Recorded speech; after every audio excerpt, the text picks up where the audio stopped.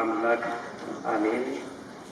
ክቡር አባታችን ላካ አሜን አባ ለማርያም ቆሞስ የዚህ ታላቅ ገዳም አስተዳዳሪ፣ ክቡራን እና ንዑዳን አብይንተ እግዚአብሔር ካህናት፣ ሊቃውንተ ቤተክርስቲያን አባቶች እና ወንድሞች፣ በዚህ በተቀደሰ ቦታ ከሩቅና ከቅርብ ተሰብስባችሁ እግዚአብሔርን ደጅ የምትጠኑት የእግዚአብሔር ልጆቹ የታላቁ አባት የአባታችን የአቡነ ተክለ ሃይማኖት ወዳጆች ምእመናን እና ምእመናት እንዲሁም ሕፃናት በቅድሚያ በልዑል እግዚአብሔር ስም እንደምን ሰነበታችሁ?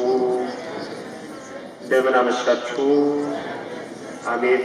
ሳይገባን ኃጢአታችንን ሳይመለከት በቸርነቱ በዕድሜያችን ላይ ይህችን ሰዓት ጨምሮ በዚህ በተቀደሰ ቦታ ሰብስቦ እንድንማማር እንድናመሰግነው የፈቀደልን የአባቶቻችን የቅዱሳን አምላክ የእኛም አምላክ ፈጣሪያችን ልዑል እግዚአብሔር ክብር ምስጋና ይግባው።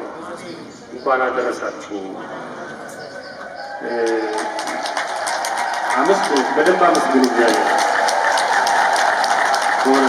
ምንም እንኳን በዓለማችንም በሀገራችንም የምንሰማው ነገር ብዙም ደስ ባይል፣ ግን ክርስትና ደግሞ ብዙ የማስተንፈሻ መንገድ ስላለው እኛ ከሌሎቹ በልጠን ወይም ተሽለን ሳይሆን እግዚአብሔር ለሌሎቹ መንገድ ጎዳና እንዳለ ማሳያ ምሳሌ አድርጎ ነው የሰበሰበንና የዚህ ቤተክርስቲያን ልጆች ያደረገን አምላካችን ክብር ምስጋና ይግባው።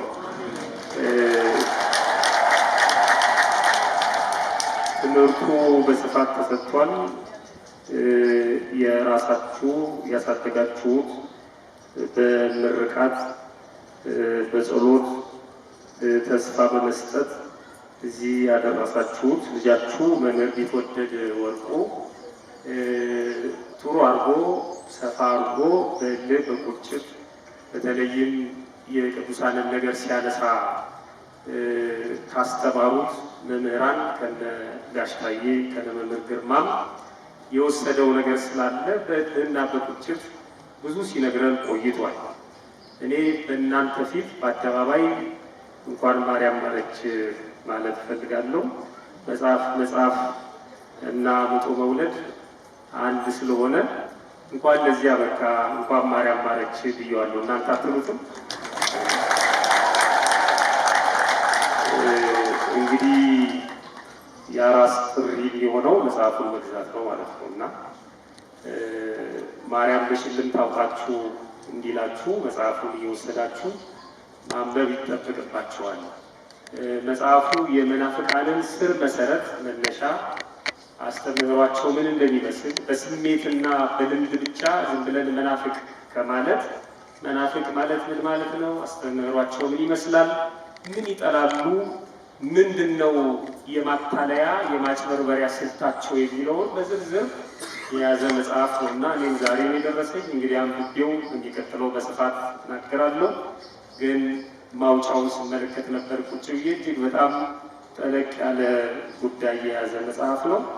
ሁላችሁም መጽሐፉን በመግዛት ይህን የመጀመሪያ በኩር የሆነውን ልጁን አሳድጋችሁ 2-3 እንዲወልድ እንደምታደርጉት እርግጠኛ ነኝ እና ሁላችንም የአቅማችንን መረባረብ ይጠበቅብናል። ፈጣሪያችንን በቸርነቱ ከሁላችንም ጋር ይሁን።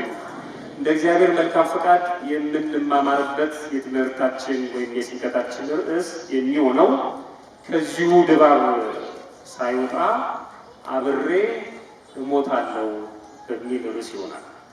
እስኪ አብረን እንበለው። አብሬ በሉ፣ በደንብ በሉ። አብሬ እሞታለሁ። ከእኔ ጋር አይደለም አብሬ እሞታለሁ ያላችሁ። አብሬ እሞታለሁ ያለው ማን ነው? አብሬ እሞታለሁ ማለት ምን ማለት ነው? አብሬ እሞታለሁ በሚል ርዕስ በዚህ ወቅት እንድንነጋገር ያስፈለገበት ምክንያት ምንድን ነው? እንግዲህ ወቅቱም ጥሩ ስላልሆነ የአየሩም ጠባይ እንደዛ ነው። ደግሞ የምናከብረው የቅዱሳን በዓል ነው። ስለዚህ በጊዜ መለያየት ይጠበቅብናልና በጣም ሳላበዛ በተቻለ መጠን ባጭሩ ዋና ዋና ነጥቦችን ብቻ ጠቅሼ ለማጠቃለል እሞክራለሁ። የጻድቁ የአባታችን የአቡነ ተክለ ሃይማኖት አምላክ ሁላችንንም በቸርነቱ ይርዳል። ይሄ የሚቁነጠነጠውን ከፍና ዝቅ የሚለውን ያልተረጋጋውን ልቦናችንን አረጋግቶ ለእኔ የምናገርበትን ለእናንተ የምትሰሙበትን መረጋጋቱንና ማስተዋሉን ያደለን ዘንድ መልካም ፈቃዱ ይሆንልን። ኢትዮጵያውያን ሲናገሩ አብሮ የበላ አብሮ ይሞታል ይላሉ። አብሮ መብላት የፍቅር መግለጫ ነው። በጣም የተጣሉት የተቀየሙትን ሰው ከገሌ ጋር አብሬ ማዕድ ወይም እንጀራ አልቆርስም ይላሉ። አብሮ መብላት ከእጅ ወደ አፍ ማስገባት ማለት አይደለም። ከዛ ባለፈ ትልቅ ትርጉም አለው። አብሮ የበላን ቅዱስ ዮሐንስ አይሽረውም ይላሉ። ቅዱስ ዮሐንስ ማለት ዘመን አይቀይረውም፣ ዘመን አይለውጠውም። አሁን እነዚህ ነገሮች በዚህ ወቅት ሲባሉ ትንሽ ሊጸኑን ይችላሉ። የት አለ ብለን ልንፈልጋቸው እንችላለን። ምክንያቱም አሁን ሰው አብሮ የበላውን አብሮ የሰራውን አብሮ የኖረውን አጋድሞ እያረደ የምናይበት ወቅት ስለሆነ ማለት ነው። አብሮ አንድ ላይ ይወጣ ይገባ የነበረውን አብሮ ይበላ ይጠጣ የነበረውን አሳልፎ የሚሰጥበት ወቅት ስለሆነ ይሄ የመጨረሻ ዘመን ምልክት ስለሆነ አያስደንቀንም። ግን ኢትዮጵያውያን የሚታወቁት በዚህ ነው። አብሮ የበላን ዘመን አይቀይረውም። አብሮ የበላን ወቅት ጊዜ አይለውጠውም። ዘመኑ ቢቀያየርም ዘመኑ ቢለዋወጥም አብሮ የበላ ግን በፍጹም አብሮ ይሞታል እንጂ አይቀየርም፣ አይለወጥም ሲሉ የተናገሩት ንግግር ነው። አብሮ መብላት ማለት ቅድም እንዳልኳችሁ የማዕድ ጉዳይ ብቻ አይደለም። አብሮ መብላት ማለት አብሮ መኖር ማለት ነው። አብሮ መብላት ማለት አብሮ ማምለክ ማለት ነው። አብሮ መብላት ማለት አብሮ መደሰት፣ አብሮ ማዘን ማለት ነው። አብሮ ያዘነ፣ አብሮ የተደሰተ፣ አብሮ የበላ፣ አብሮ የጠጣ፣ አብሮ የኖረ፣ አብሮ ያመለከ ዘመን አይቀይረውም፣ ዘመን አይለውጠውም ብለው የተናገሩት ኢትዮጵያውያን አብሮ መብላት ብዙ ሺህ ፍቺዎች ስላሉት ነው። የማዕድ ወይም የእንጀራና የውሃ ጉዳይ ብቻ ስላልሆነ ማለት ነው። አብሮ መብላት ማለት አብሮ መኖር፣ አብሮ ማምለክ፣ አብሮ ማዘን፣ አብሮ መደሰት፣ አብሮ በፍቅር ፈትል መኖር ማለት ነው። ሞት ምንድን ነው ስንል ቅድም በስፋት ተነግሯል። ግን ባጭሩ አስቀምጬ ለማለት ሞት ባጭሩ የስጋና የነፍስ መለየት ማለት ነው። ሞት የምንለው እኛ የስጋ ከነፍስ መለየት ነው። ሁለተኛው ሞት ማለት ከዚህ ከኃላፊው ከጠፊው ከጊዜያዊው ዓለም ወደማያልፈው ወደማይጠፋው ወደ ዘላለማዊ ሕይወት መሸጋገሪያ መንገድ ወይም ድልድይ ማለት ነው። ሞት ማለት ለፍጥረት ሁሉ የማይቀር ነው። እውነት ሐሰት ልመና እውነት ነው። ከመላእክት በስተቀር ሁሉም ይሞታል። ሞትን የማይቀምሳት ማንም የለም።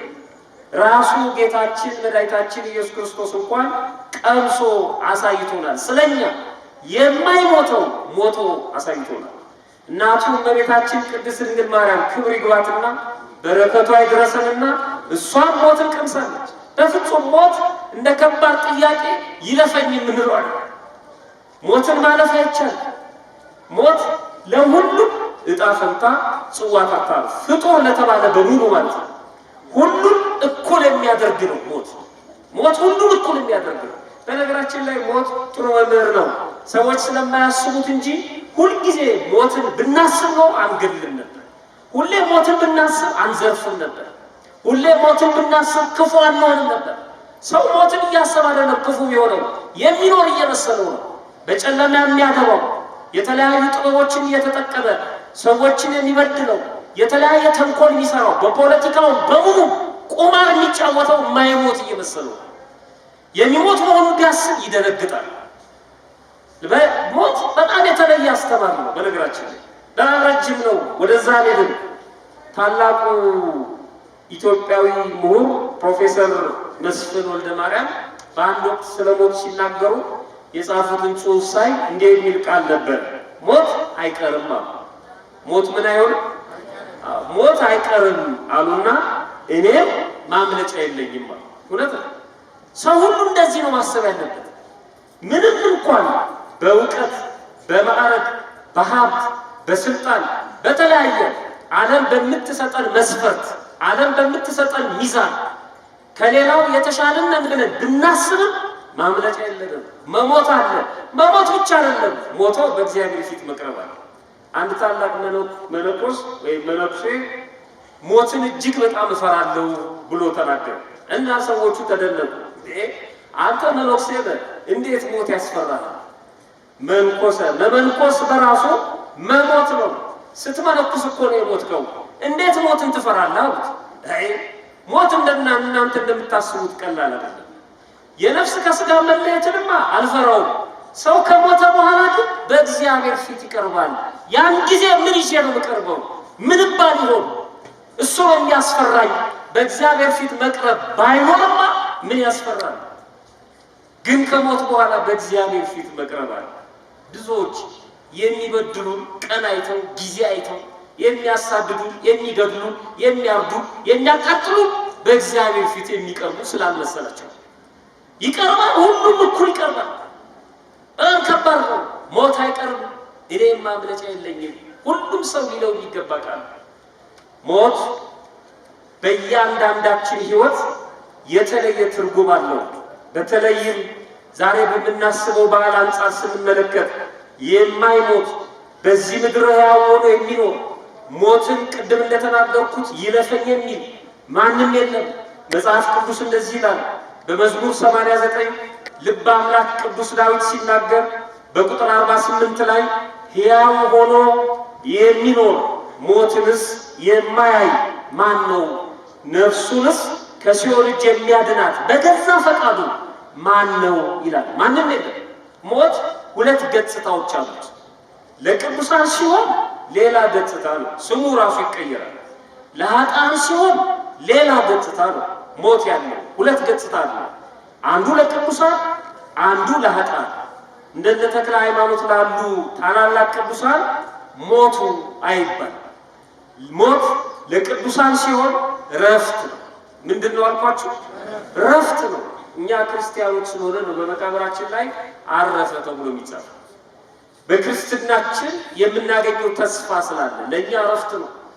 ላልተጠመቁት ነው ሞት። ከክርስትና ውጭ ላሉት ነው ሞት። በእግዚአብሔር ለማያምኑት ነው ሞት። ያው የሞት ሞት ነው። የእኛ ረፍት ነው። እግዚአብሔር ረፍት ያድርግልን። በእውነት ሞታችንን ረፍት ያድርግልን እግዚአብሔር። ሞት ረፍት ነው። ለቅዱሳን ሲሆን ረፍት ነው። ለቅዱሳን ሲሆን ቅድም መምህራችን መምህር ቢትወደድ እንደነበሩ ለቅዱሳን ሲሆን ክቡር ነው። ለቅዱሳን ሲሆን ታላቅ ነው። ክቡር ሞቱ ለጻድቅ በቅድመ እግዚአብሔር፣ በእግዚአብሔር ፊት የጻድቅ ሰው ሞቱ የተከበረ ነው፣ የተወደደ ነው። ለዚህ እኮ ነው ተክለ ሃይማኖት ባረፉበት ዕለት በሞቱበት ዕለት በእኛ ቋንቋ ከበሮ እየመታን እልል እንላለን። ሞቱ ክቡር ስለሆነ አናለቅስም። ሞቱብን አይደለም የምንለው፣ ሞቱልን ነው የምንለው። ከሞት በኋላ ያለውን ሕይወት ስለሚያቋድሱ ነው ማለት ነው። በመሐሌት በቅዳሴ በሰዓታት በዝማሬ እልል በማለት ሞታቸውን የምናከብረው ክቡር ስለሆነ ነው። እግዚአብሔር ያከበረው ስለሆነ በእግዚአብሔር ፊት ዋጋ የሚያሰጥ ሞት ስለሆነ ነው። የሚናፈቅም ነው። ቅድም ይነግራችሁ እንደነበረው ቅዱስ ጳውሎስ ለመሞት ይጓጓ ነበር። ልሄድ ከእግዚአብሔር ጋር ልኖር እወዳለሁ፣ መሄድ እፈልጋለሁ።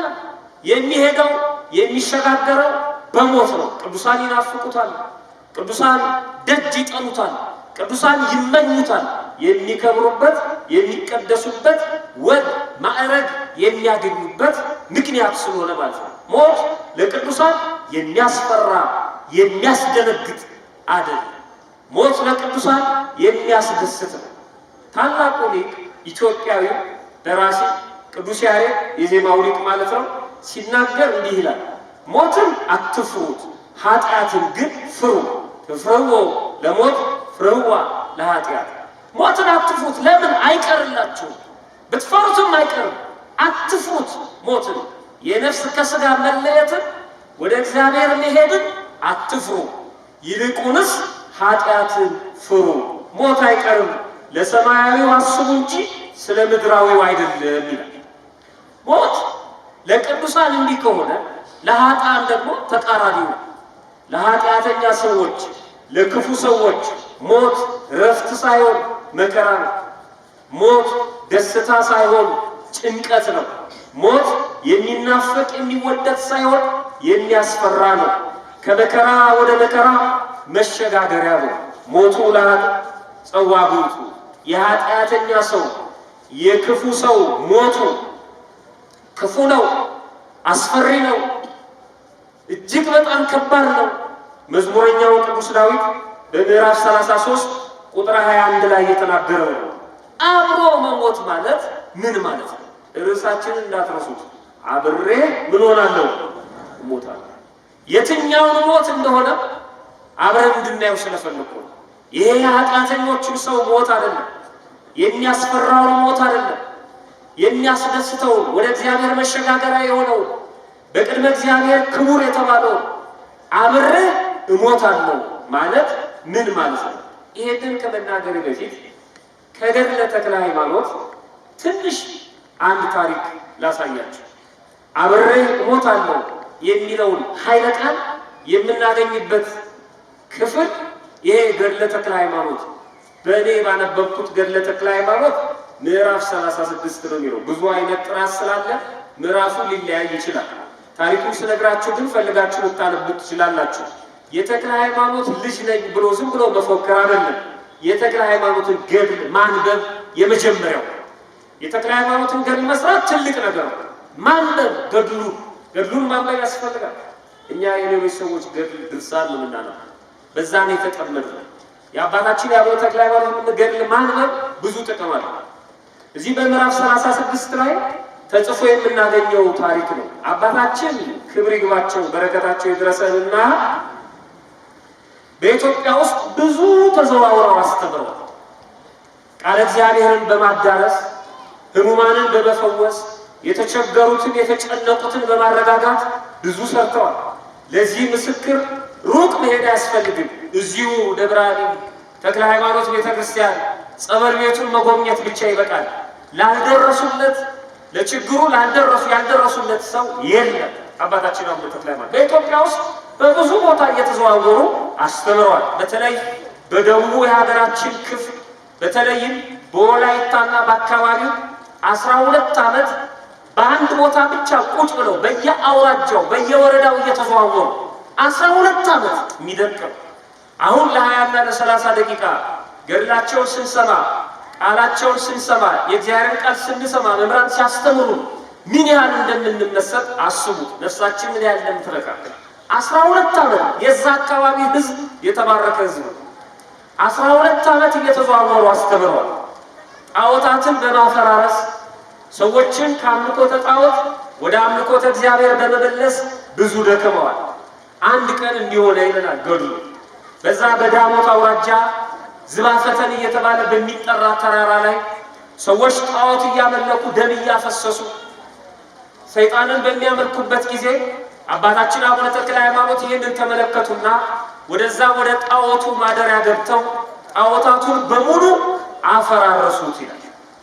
በእኛ ልቦና ውስጥ ያለውን በልባችን ውስጥ የተሾመውን ክፋት፣ ምቀኝነት፣ መለያየት እነዚህን የመሳሰሉ ጣዖታት በቸርነቱ አባታችን አቡነ ተክለ ሃይማኖት ያፍርሱልን። በእውነት ይሄንን ጣዖታት በሙሉ አፈራረሱ። የአካባቢ ሰዎች ደነገጡ። ምንድነው እንዲህ አይነት ስርዓት? ማን ነው ይሄ እንዲህ አይነት ስልጣን የተሰጠው? ከየት ነው የመጣው ብለው ተጨነቁ።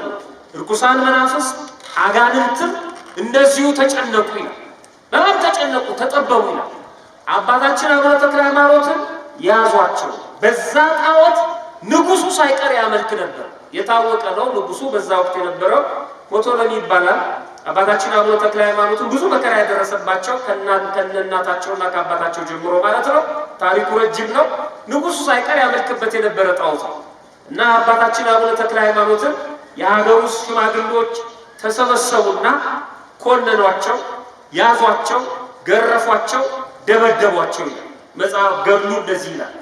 ከጥቂት ቀን በኋላ አባታችን ተክለ ሃይማኖት አባታችን አቡነ ተክለ ሃይማኖትን ያዙት። የአገሩ ሰዎች ሽማግሌዎች መጥተው አገረ ገዢውን ጣዖታትን ያጠፋ ዘንድ ይህንን ሰው ከንጉሱ ዘንድ እስክናደርሰው ዘንድ አጽንተህ ጠብቅልን ብለው ለሀገረ ገዢው አደራ ሰጡት ይላል። ያንን አውራጃ ያን አካባቢ አስተዳደር የነበረ ሰው ቀፈሮድም ተብሎ ይጠራ ነበር። ለዛ ለአውራጃው ገዢ አባታችን አቡነ ተክለ ሃይማኖትን አስረው አስረከቡትና ወደ ንጉሱ ሄደን አቤቱታ አቅርበን ነግረን ይሄንን ሰው ስጠን እስከምንል ድረስ ጠብቀው ብለው ወደ ንጉሱ ሄዱ።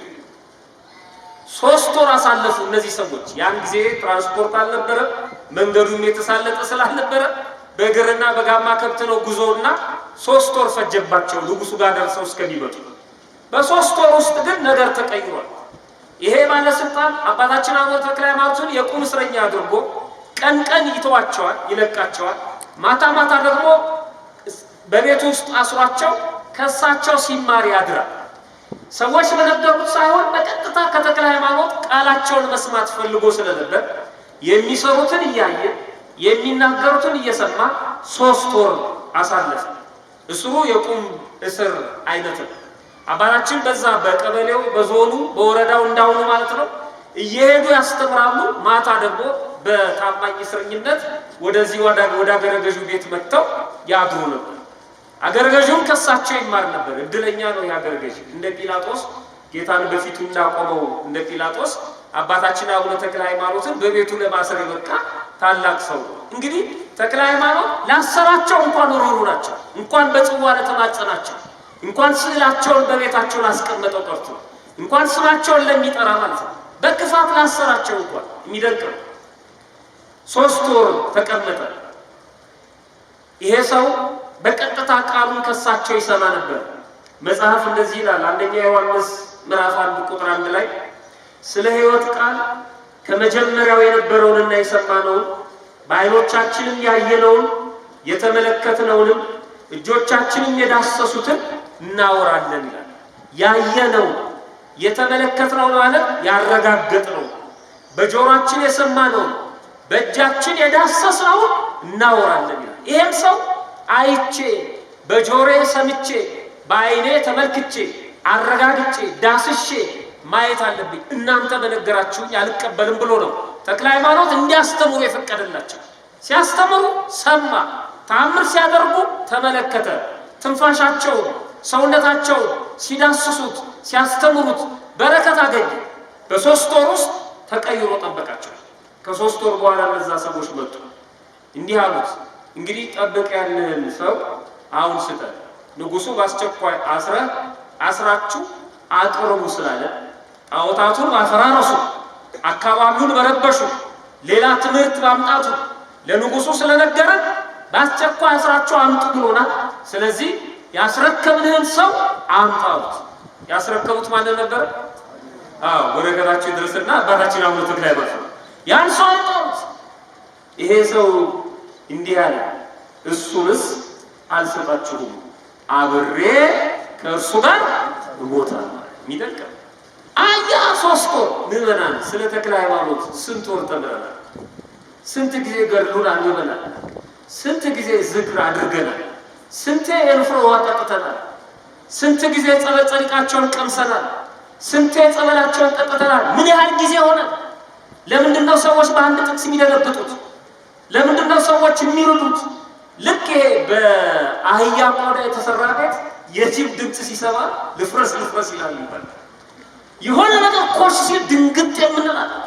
እግዚአብሔር የረሳ ተክለ ሃይማኖት የማይሰማን የሚመስለን ሰዎች አለ።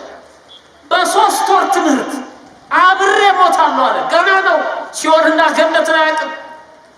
የዘላለም ፍርድ ተክለ ሃይማኖት በነገሩት እንጂ ገና ኑሮውን አልጀመረም። ገና ወከባ ውስጥ ነው። ገና እሱ ካላውያን ነገስታት የአንዱ የሞቶሎሚ ባለሟል ነው።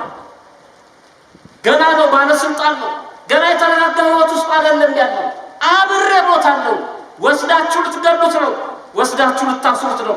ከዚህ ሰው ጋር አብሬ እሞታለሁ እንጂ እሱንም አልሰጣችሁ አላቸው። ገረባቸው። ምን ተገኘ በ3 ወር ውስጥ? እንዴት እንዲህ ልትል ቻልክ? በቃ እነዚህ ሰዎች ያልተረዱት ጉዳይ ተፈጽሟል በዚህ ሰው ቤት ውስጥ። የተወሰኑትን ልንገራችሁ። አንደኛ ጋኔን ይዞ ሲያንደፋድፈው የነበረው ልጁ ተፈውሷል በተክለ ሃይማኖት አማካኝነት። ተክለ ሃይማኖት ቤቱ ገብተዋል። ባጋንን ተለቅፎ ሲጫወቱበት የነበረው ለዛ ለሚሰዋለት ጣዖት ሲመረከክ፣ ሲገዛ፣ ሲያስተዳድር፣ ሲያነጥፍ፣ ሲቀዳ፣ ሲያሞካ የነበረው ያ ባለሟል ነው፣ ባለስልጣን ነው፣ የንጉሱ ባለሟል ነው። አሰላፊ ነው፣ ተሰላፊ አይደለም። አስደራጊ ነው፣ አድራጊ አይደለም። ያለው ሁሉ ይፈጸምለት ነው። ልጁ ግን ሊድንለት አልቻለም። ተክለ ሃይማኖት በጠቡ ማግስት ይህ አዙሮ የሚደፋውን ርኩስ መንፈስ ሲያባርሩት ተመለከተ። ቤተሰቦቹ፣ ልጁ፣ እሱ በጠቅላላ ክርስትናን ተቀበሉ። የሚገርም ተጠመቁ፣ ስመ ክርስትና ተሰጣቸው። ከዛ በፊት አይተውት የማያውቁትን ሕይወት አገኙ። ገብረ ዋህድ፣ ገብረ ወልድ ብለው የክርስትና ስም ሰጡት። ቀፈርወድም ነበር የሚባሉ ስም። ይሄ ብቻ አይደለም፣ ጣዖት ማለት ምን ማለት እንደሆነ ነገሩት። ከአምልኮተ ጣዖት ወደ አምልኮተ እግዚአብሔር መለሱት። ስለ ጌታችን መድኃኒታችን ኢየሱስ ክርስቶስ ወደዚህ ምድር መምጣት፣ ስለ ነገረ ድህነት በደንብ አስተማሩት። የ3 ወር ኮርስ የሚገርም ነው፣ በጣም የሚደንቅ ነው። በ3 ወር ውስጥ ይሄን በሙሉ ቤቱ በበረከት መላ። ከሌሎቹ ሰዎች በተለየ መልኩ እሱ ክርስትናን ተቀብሎ መኖር ጀመረ። ነፍሱ ረሰረሰች፣ ረካች። ከእግዚአብሔር ጋር መነጋገር ጀመረ። የመላእክት ኑሮ መኖር ጀመረ። አምጣ ሲሉት እሱንስ አልሰጣችሁም፣ አብሬው እሞታለሁ። የሚደንቅ የሚገርም። ደነገጡ። ነው እንዴ ያሉት? በጠብቀን አሉና ድጋሚ ወደ ንጉሱ ሄዱ። ኧረ ንጉሥ ሆይ አገረ ገዢው ስጠን ስንለው ጭራሽ እንደዚህ አለ። ሁለቱንም አስራችሁ አምጠዋል። ንጉሱ ምን ችግር አለ? ሁለቱንም እያዳፋችሁ ይዛችሁ ይባል። እድለኛ ሰው ነው። ከተክለ ሃይማኖት ጋር በሰንሰለት ታሰረ። ይደቅ መታሰር ካልቀረ ለዚህ ነው ከተክለ ሃይማኖት ጋር መታሰር።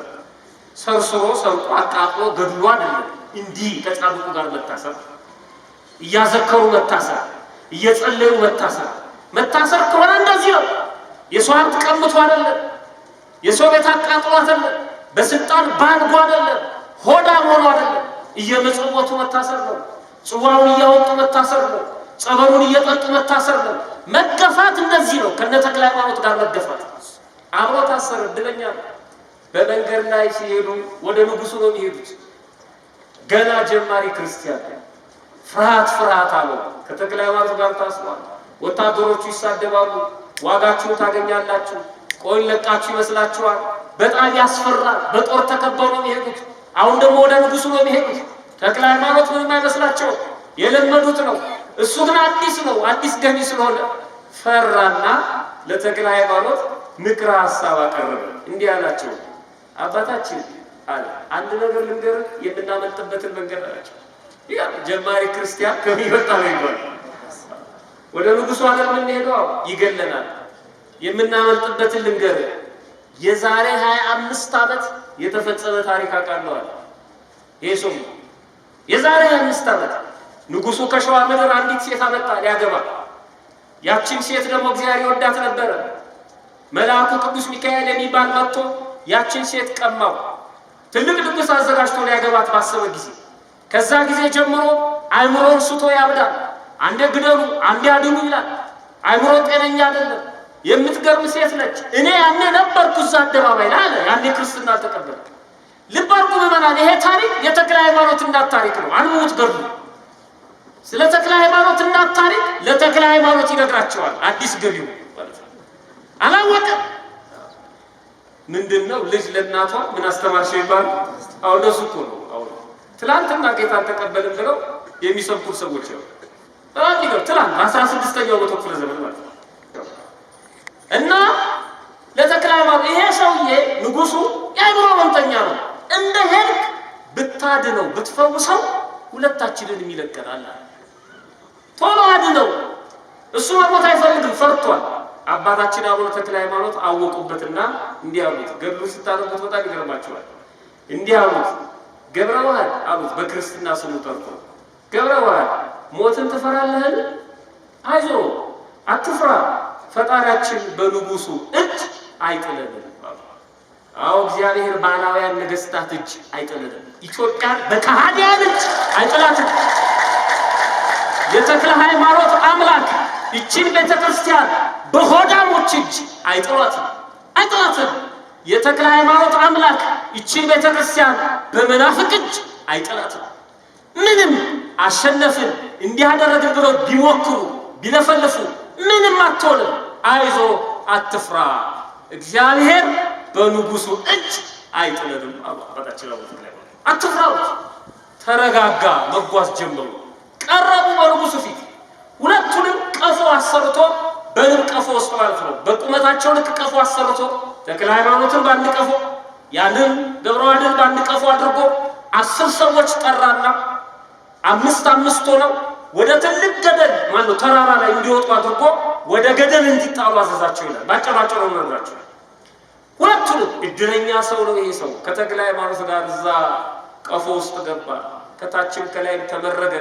ተሸከሙት 5 ሰዎች፣ ተክለ ሃይማኖትንም 5 ሰዎች። 10 ሰዎች ተራራውን ገፍተው ሄደው ወደ ታች ወረወሯቸው።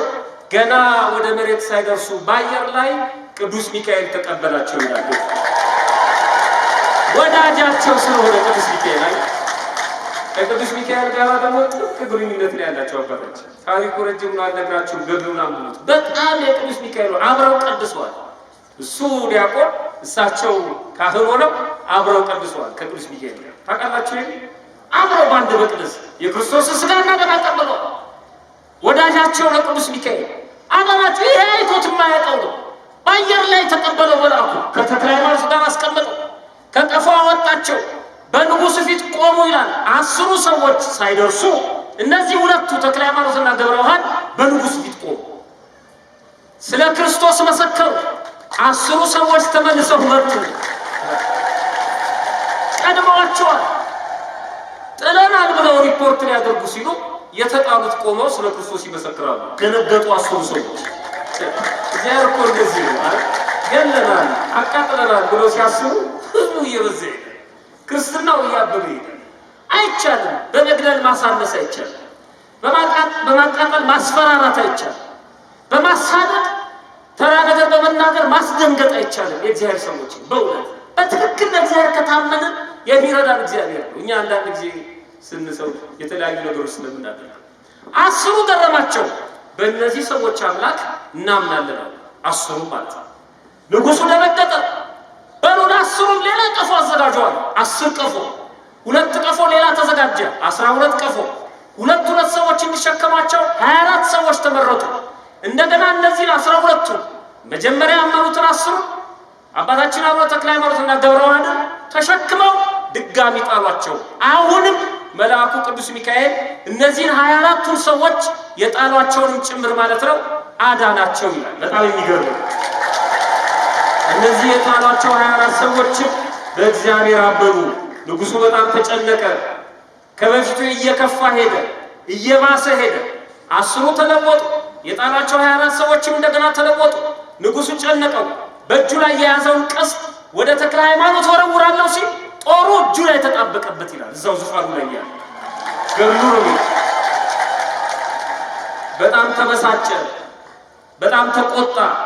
ክፉ ስለነበረ በዛ ወቅት በተክለ ሃይማኖት አምላክ የሚያምኑትን እነዚህ አዲስ ያመኑትን በየመንደሩ ያሉትን በጠቅላላ ፍጇቸው፣ ግደሏቸው ብሎ አዘዘ። 300,000 ክርስቲያኖች አለቁ ይላል። ስንት መቶ ሺህ? 300,000። ከባድ ነው፣ በጣም ከባድ ነው። እነዚህን ሁለቱን ግን አስቤ እስከምነግራችሁ ድረስ ወደ እስር ቤት ወርውሩልኛል። ገብረ ዋህድና አባታችን አቡነ ተክለ ሃይማኖት ወደ እስር ቤት ተጣሉ። ታሪኩን እናንተ ተከተሉት። ገብረ ዋህድ ከተክለ ሃይማኖት ጋር ብዙ መከራ ደርሶበታል። ብዙ መንከራተት አግኝቶታል። በኋላ ግን ከብሮበታል። አንድ ቀን እንደው ለባለሟልነት ሁሉ በቅቷል።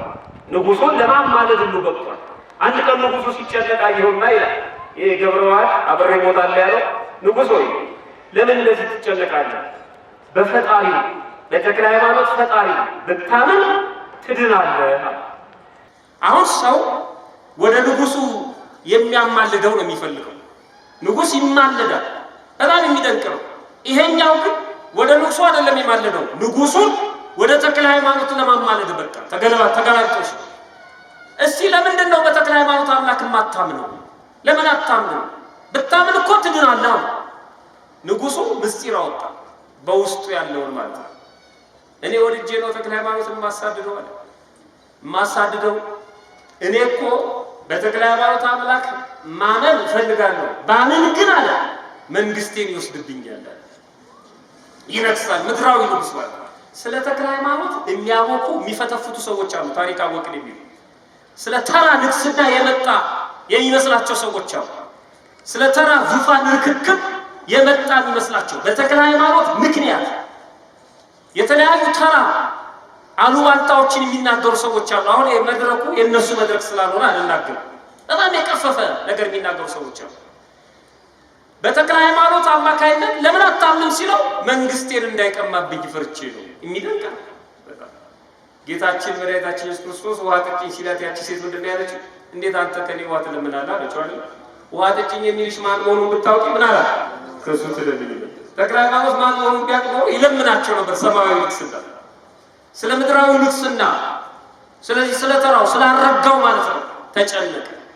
እኔ እኮ ንግስናዬን አጣለሁ ብዬ ነው። የኢትዮጵያ ኦርቶዶክስ ተዋሕዶ ቤተክርስቲያን የምታባንናቸው እንቅልፍ የምታሳጣቸው ሰዎች አሉ። ንግስናቸውን የምትወስድባቸው እየመሰላቸው በጣም ያሳዝናል። የእነሱን ተራ ወንበር የምትሻማባቸው ይመስላቸዋል። ለዚህ ነው እንትንን መቀነስ፣ እንትንን ማጥፋት፣ እንትንን ማስፋት ነው ብለው የሚያስቡት አይደለም። ይሄ ምድራዊው ነገር እሷ ስራዋ አይደለም። የኢትዮጵያ ኦርቶዶክስ ተዋሕዶ ቤተክርስቲያን የምታምነው ከሞትን ካለፍን በኋላ ስለምንወርሰው መንግስተ ሰማያት ነው የምትነግረን የምታስተምረን። ክርስትና ገድሎ ሳይሆን ሞቶ የሚጸደቅበት ሃይማኖት መሆኑን ነው የምታስተምረው። ግደል አትልም፣ ሙቱ ነው የምትለው። ሰማዕትነት የምታስተምረው በዚህ እንኳን መረዳት ይቻላል። በፍጹም ሌላ ዓላማ የላትም ቤተክርስቲያን። ግን የሚደነግጧሉ፣ እንቅልፍ የሚያጧሉ። ቤተክርስቲያን በሰፋች ቁጥር፣ ምዕመናን በተሰበሰቡ ቁጥር፣ ቃለ እግዚአብሔር በተነገረ ቁጥር ድንግጥ የሚሉ አንገታችን ላይ ማዕተብ በታየ ቁጥር፣ ነጠላ ጣፍተን በወጣን ቁጥር የሚበረግጉ ሰዎች አሉ። አይዟችሁ፣ አትደንግጡ፣ እኛ ምድራዊ ንግስና ብርቃችንም ነው። አትደንግጥ፣ አትፍራ አለው ገብረዋል። እንዲህ አለው እንደው ቀድሞስ እንኳ ከቤት የሳር ትቢያ አልሻም ሲል አልሰማኸውምን? ስለዚህ እኔ ጨርስልሃለሁ፣ አትፍራ። ከቤት አይደለም ንግስናን ከሳር ክዳን ቤት አንዷን ሳር አይፈልግም ተክለ ሃይማኖት። እሱ ሰማያዊ ንግስና ባለቤት ነው። አትፍራ፣ ይሄ ከሆነ ጭንቀት እኔ አለሁ፣ እኔ አማልድሃለሁ አለው። የሚገርም ነው። አብሬ እሞታለሁ ብሎ አብሮ ለመሞት ወስኖ አብሮ ለመሞት ቆርጦ ከተክለ ሃይማኖት ጋር አብሮ ሲከብር፣ አብሮ ገድሉ ሲጻፍ፣ አብሮ ሲመሰከርለት አየነው። በእውነት ከዚህ አባት ረድኤት በረከት ያሳትፈን ሁላችንን። አብሮ ለመሞት ወሰው ይገርም። አብሮ ለመሞት ነው የወሰነው። አብሮ ከፍ ከፍ አለ። አብሮ ለመሞት ነው የወሰነው። አብሮ ከበረ ከጻድቁ ጋር። አብሮ ለመሞት ነው የወሰነው። አብሮ ሕያው ሆነ። አብሮ ለመሞት ወሰነ። ግን የቅዱስ አባታችን ባለሟል ሆነ። አባታችን አቡነ ተክለ ሃይማኖት መጨረሻ ላይ ለዳሞት አውራጃ 12 ካህናትን ወይም መነኮሳትን ሲሾሙ ገብረ ዋህድ ልጄ የእናንተ አፈመምህር ወይም የእናንተ አበመምህር ይሁን ብለው በቦታው ላይ አስቀምጠው እሳቸው ያንን አካባቢ ትተው ሄደዋል። ለዛ አካባቢ ራሱ ተጠሪ ሆኖ በምንኩስና እግዚአብሔርን እያገለገለ እንደኖረ ገድሉ ይነግረናል። እኛም ዛሬ ልንለው የሚገባው ታላቅ ቃል ስለሆነ ጻድቁ አባታችን አቡነ ተክለ ሃይማኖት አብሬ ምን ሆናለሁ? እሞታለሁ። እሺ በሉ፣ አብሬ በሉ፣ እሞታለሁ። አዎ ተክለ ሃይማኖትን ከልባችን የሚያወጣ ሰውማ አይኖርም። ተክለ ሃይማኖታችን ከልባችን የሚያወጣ ምክንያትም አይኖርም። አብረን ነው የምንሞተው። የተክለ ሃይማኖትን ስም ይዘን በተክለ ሃይማኖት አማላጅነት እያመንን አባቴ አቡነ ተክለ ሃይማኖት አብሬ እሞታለሁ፣ ሞቴን ከሞት ጋር ያድርገው፣ አብሬ እሞታለሁ እንድንል ነው ገብረ ዋህድን ያስታወስኳቸው። አብሬ እሞታለሁ ማለት ምን ማለት ነው? በእኛ አገባብ በገብረ ዋህድ አገባብ ያለውን ነግሬያቸዋለሁ። በእኛ አገባብ ያለውን 3 ነጥብ ላንሳና ትምህርቴን ላጠቃልል። አብሬ እሞታለሁ ስንል ከተክለ ሃይማኖት ጋር ምን ማለታችን ነው? ጻድቁ አባታችን አቡነ ተክለ ሃይማኖት የሚያምኑትን አምኖ የሚያስተምሩትን ሰምቶ ወይም ይዞ መሞት ማለት ነው። አብሬ እሞታለሁ ማለት ነው። አባታችን አቡነ ተክለ ሃይማኖት ያስተማሩት ትምህርት ወልድ ዋህድ ጌታችን መድኃኒታችን ክርስቶስ የባህሪ አምላክ መሆኑ፣ ይህንን ዓለም ለማዳን መምጣቱ፣ ቤተ ክርስቲያናችን ቅድስት መሆኗን ሰማያዊት መሆኗን የአባታችን የአቡነ ተክለ ሃይማኖትን ትምህርት ማመን ማለት ነው። የአባታችን የአቡነ ተክለ ሃይማኖትን ትምህርት ይዞ መገኘት ይዞ መሞት ማለት ነው። አብሬ እሞታለሁ ማለት ነው። ማተብን ሳይበጥሱ እኔ የተክለ ሃይማኖት ባሪያ እያሉ መሞት ማለት ነው። አብሮ መሞት ማለት ነው። ጻድቁ የተጓዙበትን መንገድ ማጽናት። አባታችን አቡነ ተክለ ሃይማኖት ጾመኛ ናቸው፣ ጸሎተኛ ናቸው፣ ተጋድሎ የሚያበዙ አባት ናቸው። በጾም በጸሎት በተጋድሎ መጽናት ማለት ነው አብሮ መሞት ማለት ነው። ከተክለ ሃይማኖት ጋር አብሮ መሞት ማለት አብሮ መጾም ማለት ነው። አብሮ መጸለይ ማለት ነው። በጠዋት እየጎረሱ የተክለ ሃይማኖት ባሪያ ማለት አይችልም። እንደ ተክለ ሃይማኖት እየሆኑ አብሮ መሞት ማለት በጻድቁ ቤት ተወልዶ በጻድቁ ጓሮ ማረፍ ማለት ነው። አብሮ መሞት ማለት አንዳንድ ሰዎች ያሳዝኑኛል። በቤተ ክርስቲያን ይወለዳሉ፣ በመናፍቅ ቤት ያድጋሉ፣ በሜዳ ይቀበራሉ። የሚወለዱት ቤተ ክርስቲያን ነው፣ የሚያድጉት መናፍቅ ቤት ነው። የሚወለዱት ቤተ ክርስቲያን ነው፣ የሚኖሩት የሚያድጉት ጠንቋይ ቤት ነው። የሚወለዱት ቤተ ክርስቲያን ነው። መወለድ ብቻ አይደለም፣ መኖር ያስፈልጋል። መኖር ብቻ አይደለም፣ መሞት ያስፈልጋል። አብሮ መሞት ማለት አብሮ አምኖ አብሮ ተጠምቆ አብሮ ኖሮ አብሮ መሞት ማለት እሱ አብሮ መሞት አይባልም። አብሮ መሞት የሚባለው አብሮ አምልኮ አብሮ ተጠምቆ አብሮ ተምሮ በቤተ ክርስቲያን አድጎ በቤተ ክርስቲያን ጓሮ መቀበር ነው። አብሮ ሳይኖሩ አብሮ መሞት አይገኝም። ለዚህ ነው በዚህ በዛሬው ዕለት የሚነበበው የገድላቸው ቃል ኪዳን ላይ ስንክሳሩም ገድላቸውም የሚናገረው አባታችን አቡነ ተክለ ሃይማኖት በረፍታቸው ካገኙት ቃል ኪዳን መካከል አንዱ አንተ ከተቀበርክበት ቤተ ክርስቲያንህን በታነጸበት ልባሉ ጌታችን መድኃኒታችን ኢየሱስ ክርስቶስ ነው። አንደኛ አንተ ከተቀበርክበት የት ነው የአባታችን አጽም ያለው? ደብረ ሊባኖስ። አንዱ እሱ አንተ ከተቀበርክበት፣ ደግሞ ቤተ ክርስቲያንህ በታነጸበት ዳግሚት ደብረ ሊባኖስ፣ ደብረ አቡነ ተክለ ሃይማኖት። ሌላው ቢሆን ቤተ ክርስቲያንህ በታነጸበት ቦታ የተቀበረ ሁሉ በእኔ ዘንድ ዋጋ አለው። የሚገርም እግዚአብሔር ክብር ምስጋና ይግባው። በዛ ቦታ የተቀበረ ሁሉ አብሮ መሞት ማለት ይሄ ነው። አያችሁ፣ ቀብሬም ደብረ ሊባኖስ የሚሉት ኢትዮጵያውያን ለዚህ ነው አብሬ ልሞት ከጻድቁ ጋር አብሬው እንዳመንኩ አብሬው እንዳስተማርኩ አብሬው እንደተማርኩ አብሬው እንደቀደስኩ አብሬው እንደቆረብኩ አብሬው ሞታለሁ እሱ ባለበት ቦታ ላይ። የሚገርም። ስለዚህ አንተ በተቀበርክበት ቤተክርስቲያን በታነጸበት ቦታ የተቀበረ ሁሉ በእኔ ዘንድ ዋጋ አለው፣ ገሃነመ እሳትንም ከቶ አያይም።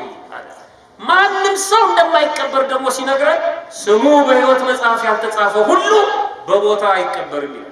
በግድ ተሸክመን ብንወስደው እንኳን ይሰርጋል። ወደ ሌላ ቦታ ነው ሄዶ አስከሩ ወገኖች። እዛ ይቀበር ስለተባለ ብቻ እዛ የሚቀመጥ እንዳይመስላችሁ። እዛው ይታያል፣ ድምፅ ይሰማል፣ ሳጥኑ ወደ ሌላ ቦታ ነው ሄዶ መሬቷን አይነካት። አብሮ ለመሞት አብሮ መኖር ያስፈልጋል። አብሮ መቆረብ ያስፈልጋል። አብሮ ስማቸውን እየጠሩ መኖር ያስፈልጋል። የትም ኖሮ መቀበር አይቻልም። አብሮ መሞት ማለት ይሄ ነው። ሁለተኛው አብሮ መሞት ማለት የጻድቁን አባትነት የጻድቁን ምርጃ የአባታችን የአቡነ ተክለ ሃይማኖትን አባትነት የአባታችን የአቡነ ተክለ ሃይማኖትን ምርጃ አምኖ በዚህም ታምኖ የጻድቁ የአባታችን የአቡነ ተክለ ሃይማኖት የረድኤት የበረከት የፈውስ የልዩ ልዩ ጸጋ ባለቤት መሆናቸውን ተረድቶ እንዳመኑ ጸንቶ መሞት ማለት ነው። በተራ ጥቅስ ሳይሸበሩ በተራ አሉባልታ ሳይነዱ ይሄን ቃል ኪዳናቸውን እንዳመኑ መሞት። ስለ ጻድቁ ብለህ ማረን፣ ስለ ተክለ ሃይማኖት ብለህ ይቅር በለን እያሉ እየተማጸኑ መሞት አብሮ መሞት ማለት ነው። እግዚአብሔር ለዚህ ያብቃን። ሁላችንን ክደን ማተባችንን በጥሰን በተክለ ሃይማኖት አፍረን ከመሞት ያድነን አምላካችን ነው።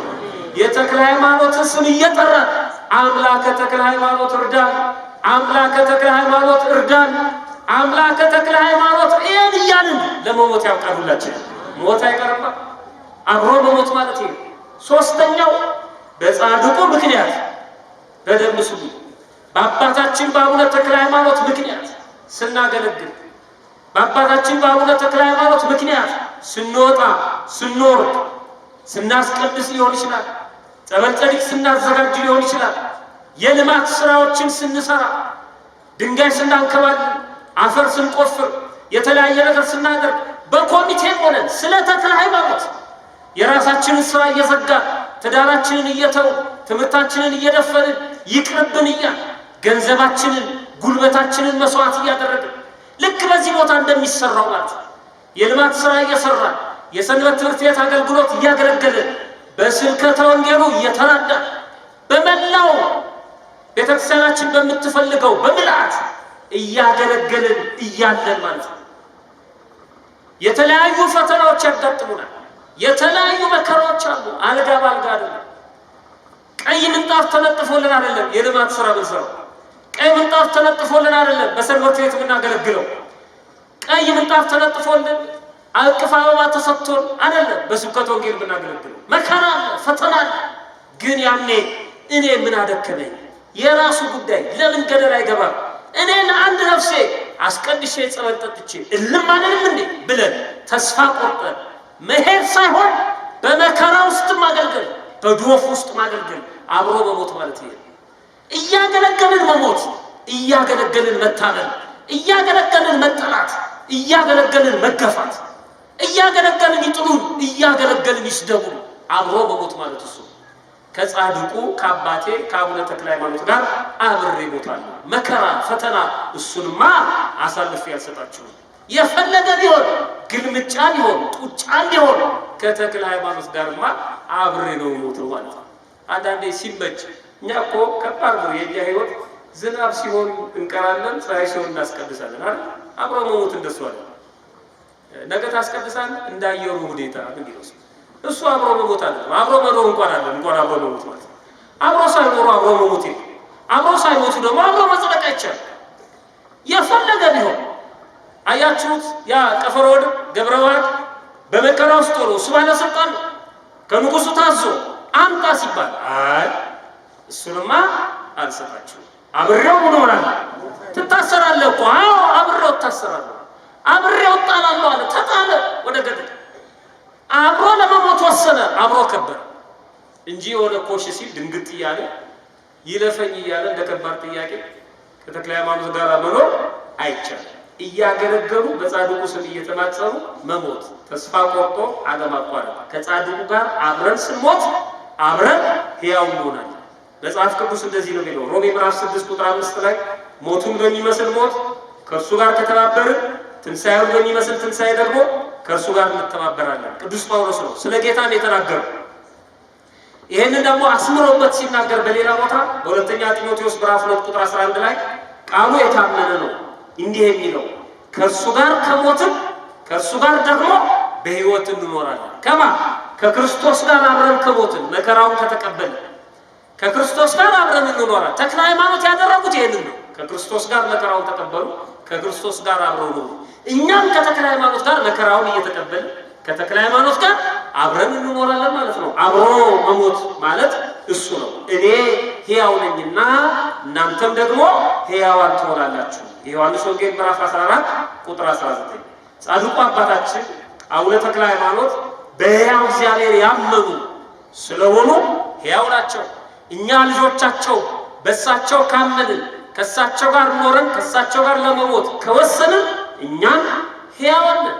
የረፍት ቀናቸውን ስናከብር እኮ ይሄን አስበን አብረን እንሞታለን ብለን የረፍት ቀናቸውን ካህናቱ ከዋዜማው ጀምሮ በቁመት ምዕመናንን ብርዱን ሳይሰቀቁ ዝናቡ ሳይጸየፉ ጭቃው ሳይጸየፉ አብሮ መከራ ለመቀበል መወሰን አብሮ ለመኖር ነው። ለዚህ ነው ገድላቸው የነሐሴ 24 ስንክሳር ላይ ሲናገር እንዲህ ይላል። እያጠቃለልኩ ነው። ጌታችን አምላካችን መድኃኒታችን ኢየሱስ ክርስቶስ በዕለተ ዕረፍታቸው ዛሬ ወደ እሳቸው መጥቶ ሲያናግራቸው ወዳጄ ሆይ አላቸው። አባታችን አቡነ ተክለ ሃይማኖት አንተ በመከራዬ መሰልከኝ። በምን መሰልከኝ? በመከራዬ መሰልከኝ። በመከራዬ እንደሱ አልተሰቀሉም። እሳቸው ግን እነሱ ስለ እውነት ተገፍተው እንደሱ ስለ እውነት ሲገፉ እንደሱ በከሳሾቻቸው ፊት አልተናገሩም። ዝም ብለው ያሉት አድነኝ አላሉ። መከራውን በጸጋ ነው የተቀበሉት። ስለዚህ በመከራዬ መስለኸኛል፣ እኔን በመንግስቴ ከኔ ጋር እንድትመስለኝ አደርጋለሁ። የሚገርም ነው። ይሄን ስላየን ነው እኛ ተክለ ሃይማኖት የምንለው። ከስር ከስራቸው የምንጠጋው ይሄን ስላየን በመንግስቴ ከኔ ጋር አደርጋለሁ። አብሮ መኖር፣ አብሮ መከራ መቀበል አብሮ መሞትን ያመጣል። አብሮ መሞት አብሮ መኖርን፣ አብሮ ሕያው መሆንን። ስለዚህ የተወደዳችሁ ምዕመናን የትምህርታችን ማጠቃለያ የሚሆነው ይሄ ዓለም ክፉ ነው። አሁን የምንሰማው የምናየው ብዙ የሚያስጠላ ደስ የማይል ነገር ነው ያለው። ዓለም ከተክለ ሃይማኖት ሊለየን ቢያስብ፣ ዓለም ከክርስትናችን ሊለየን ቢያስብ፣ አላውያን ነገስታት ከቤተ ክርስቲያን ሊያወጡን ቢያስቡ፣ ከክርስትና ሕይወት ሊለዩን ቢያስቡ፣ ከቅዱሳን አባቶቻችን ቃል ኪዳን ሊለዩን ቢያስቡ፣ ደግሞ የዓለም ኑሮ በራሱ ረሃቡ፣ ጥሙ፣ መታረዙ፣ ወረርሽኙ፣ በሽታው፣ መቅሰፍቱ ይሄ በሙሉ ከተክለ ሃይማኖት ሊለየን ከክርስትናችን ሊለየን ቢያስብ ዞር በል አብሬ እሞታለሁ። እንደተቸገርኩ የተክለ ሃይማኖት ስም እየጠራው እሞታለሁ። ታምሜም የተክለ ሃይማኖት ስም እየጠራው እሞታለሁ። አብሬ ነው ሞተው። ቃል ኪዳኑን ወይም ስሙን ከልቦናዬ አላውጣም። እሱንስ አልሰጣቸውም። ዓለም፣ መናፍቃን፣ አላውያን ነገስታት፣ በሽታው፣ ረሃቡ፣ መለያየቱ፣ መከፋፈሉ፣ የማያምኑ ከሃዲያን ባለስልጣን በሚለፍፉት ልፋፍ፣ በሚናገሩት ንግግር ይሄንንማ አሳልፌ አልሰጣችሁም። ከሃይማኖቴማ የትም አልሄድም። አብሬ እሞታለሁ።